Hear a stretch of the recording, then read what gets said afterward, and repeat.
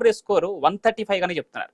ఈ రోజు team India in case toss గెలిస్తే బ్యాటింగ్ ఎంచుకుంటుంటారా, బౌలింగ్ ఎంచుకుంటుందా అని మీరు చెప్పింది చాలా మంచి పాయింట్ అండి. ఎందుకంటే బ్యాటింగ్ అంటే ఇప్పుడు వికెట్ పర్ఫెక్ట్ కండిషన్స్ ఉన్నదని వాళ్ళు వికెట్ ప్రిపేర్ చేసి ఇద్దరు కెప్టెన్స్కి ఇస్తారు. సో వికెట్ బాగున్నది, మనం బ్యాటింగ్ చేసుకుని ఎంత రన్స్ స్కోర్ చేస్తే ఫస్ట్ బ్యాటింగ్ కి అడ్వాంటేజ్ ఉంటుంది. సపోజ్ రెయిన్ అంటే ఇప్పుడు rain affected Guyana ground 89% so definitely first batting చేసుకుని ఎక్కువ స్కోర్ చేసుకుని ఆ స్కోర్ ని డిఫెండ్ ఎట్లా చేయాలి అది చాలా ఇంపార్టెంట్. సో మీరు చెప్పినలాగా ఫస్ట్ బ్యాటింగ్ చేస్తే అడ్వాంటేజ్ ఉంటుంది ఆ టీమ్ కి. అండ్ సెకండ్ బ్యాటింగ్ లో రెయిన్ ఎఫెక్టెడ్ ఉంటే వాళ్ళు స్లో అయిపోతుంది, అవుట్ ఫీల్డ్ స్లో అవుతుంది, అండ్ బౌలర్స్ కి ఛాన్స్ ఉంటుంది వాళ్ళని వికెట్ తీయొచ్చుంది. సో ఒక ప్రెషర్ ఉంటుంది. సో డెఫినెట్లీ ఈ రోజు వాన పడే ఛాన్స్ ఉన్నది అంటుంది. ఛాన్స్ ఉంటే మనం డెఫినెట్లీ మనం ఫైనల్కి వెళ్ళిపోతాం. మీరు ఇప్పుడు వర్షం గురించి తీశారు కాబట్టి ఖచ్చితంగా వర్షం పడే ఛాన్సెస్ 89% ఉందని చెప్పి ఇప్పటికే ఐసీసీ కూడా ప్రకటించింది, అక్కడ వాతావరణ శాఖ కూడా ప్రకటించింది. మరి దీన్ని బట్టి చూస్తే ఖచ్చితంగా వర్షం పడితే టీమిండియా ఫైనల్కి వెళ్తుందని చెప్తున్నారు. ఈ విధంగా మనం వర్షం పడాలని కోరుకోవాలా, లేదంటే 20 ఓవర్ల మ్యాచ్ మొత్తం జరగాలని కోరుకోవాలి? ఏ విధంగా చూడాలి? నా దృష్టిలో వచ్చిందంటే ఆడి గెలవాలి. కరెక్ట్, ఆడి గెలవాలి. ఆడి వాళ్ళని ఓడిపించి మనం ఆ మ్యాచ్ లో మనం గెలిస్తే ఇంకొక పేరు ఉంటుంది. అంటే 2020లో మనం ఓడిపోయినాం 17 రన్స్ తోటి వాళ్ళతోటి England.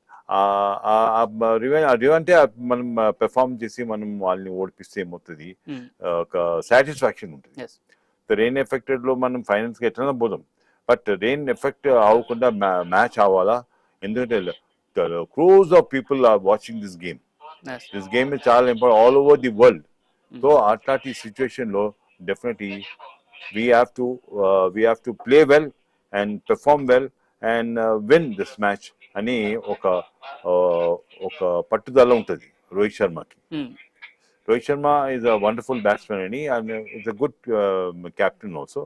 He is a Telugu person actually. And I hope that team అంతా అంటే మన దగ్గర స్పిన్నర్స్ బాగున్నారు. కుల్దీప్ యాదవ్ ఉన్నాడు, and even the players like Axar also అంటే ఆల్రౌండ్ పెర్ఫార్మెన్స్.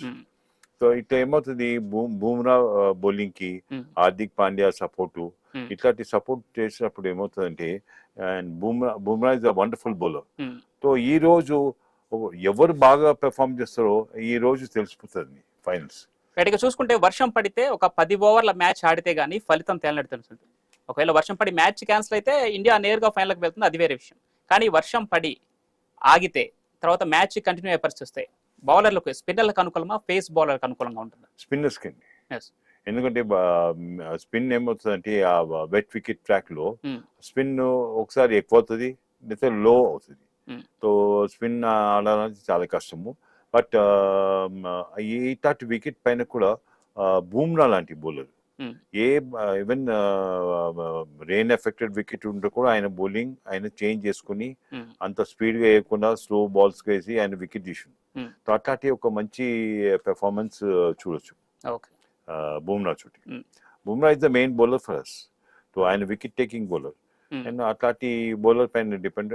ఈ రోజు ఎవరు బాగా పెర్ఫార్మ్ చేస్తారో he will be considered as one of the very good player in the country. చాలా మంది బాగానే ఆడతారు సెమీఫైనల్ అంటే బిగ్ మ్యాచెస్ లో ఎవరైతే పర్ఫార్మ్ చేస్తారో వాళ్ళు ఒక హీరోలాగా మారిపోతారు. డెఫినెట్లీ ముఖ్యంగా ఇండియాలో అయితే వాళ్ళని ఎక్కువగా హీరోలాగా చూస్తారు. ఎందుకంటే అక్కడ నీ క్యాలిబర్ తెలిసిపోతుంది. అది నా ఉద్దేశం. ఇక్కడ స్పిన్నర్ కి ఎక్కువ అవకాశం ఉన్నారు అంటున్నారు చెప్పి మీరు. ఇక్కడ